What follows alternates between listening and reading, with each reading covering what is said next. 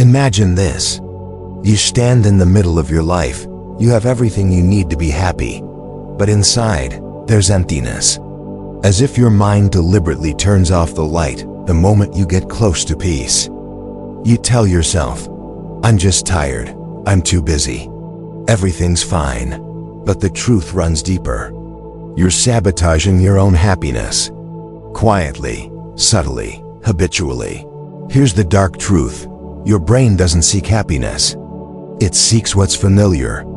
And if pain, anxiety, or doubt have been with you too long, your mind mistakes them for home. We don't fear suffering. We fear change. Paradoxically, you feel safe in the very place that hurts you. Because it's predictable. First insight, the frame of familiar chaos. You don't choose pain. You choose the familiar sense of control, even if it destroys you. Remember this. When a relationship becomes too calm, you start looking for a catch. When everything's going well, anxiety whispers, "Something's wrong." You don't trust happiness because you don't know how to live without threat. It's not weakness, it's programming. Your mind has learned to protect itself, not to be free. It confuses safety with suffering. Second insight, the mechanism of self-sabotage. You don't destroy yourself on purpose. You simply don't believe you deserve peace. And when happiness becomes possible, an inner voice whispers, "That's not for you."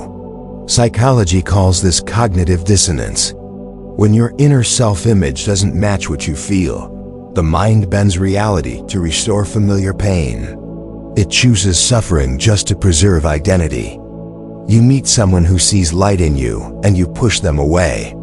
You get a chance and find 1,000 reasons why it's not time yet. You build a cage, then rage that you're trapped inside. Third insight, the illusion of control. Self-sabotage is your way of saying, "At least I control something." When life feels unpredictable, pain becomes your anchor. You'd rather fall, as long as it's by your own choice. Psychology explains, the brain craves predictability more than happiness, even if predictability means pain. That's why you repeat the same relationships. That's why you return to the same thoughts. Fourth insight, the survival script. Since childhood, you've been trained to adapt, not to enjoy. Survival became your religion. And when life finally feels safe, you don't know how to live without struggle. Your mind is addicted to conflict. It seeks drama to feel alive. Without pain, you feel empty. But that emptiness isn't your enemy. It's the space where freedom begins.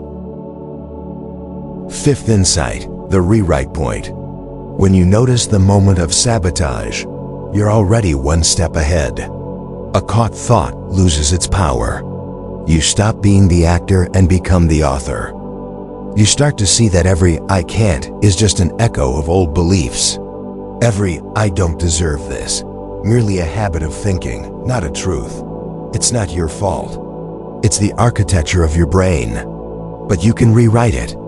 Neuroplasticity sounds complex, but it means something simple. You can train your mind to choose joy. Gradually, through micro-actions. Each time you choose not to run, you form a new neural path. Each time you face your pain instead of justifying it, you break the cycle. This isn't about motivation, it's about mindfulness. About seeing your automatic reactions and not merging with them. The psychology of happiness says, freedom doesn't come from avoiding pain, but from stopping the escape from truth. Happiness isn't a result, it's a side effect of inner honesty. Your mind wants control, your heart wants trust, and between them, an eternal war. When you release the need to control everything, you open the door to genuine confidence. Not loud, not fake, but the kind born from silence. You stop chasing love because you finally understand. Attraction isn't magic, it's reflection. You don't get what you want, you get what you radiate. Communication with others begins with communication with yourself. If you lie to yourself, You'll never hear the truth from anyone else. And here's the core. Happiness doesn't arrive when life becomes easy. It arrives when you stop running from your depth. Your brain isn't the enemy. It's just tired of protecting you from the past. Now it's time to teach it to love the present. Each time you choose awareness over autopilot, you reclaim your power.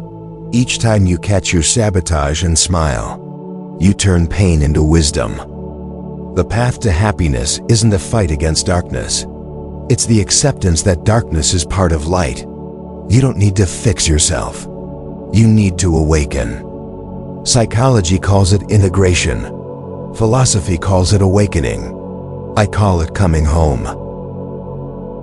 And the next time you feel that old fear rising inside, don't run. Look it in the eye and say, I no longer sabotage my happiness. One, choose myself. Because the dark truth is, happiness isn't a reward. It's a state you allow yourself to experience. And it all begins with one simple awareness. You are not your sabotage. You are the one who notices it. And that's already enough to begin a new life.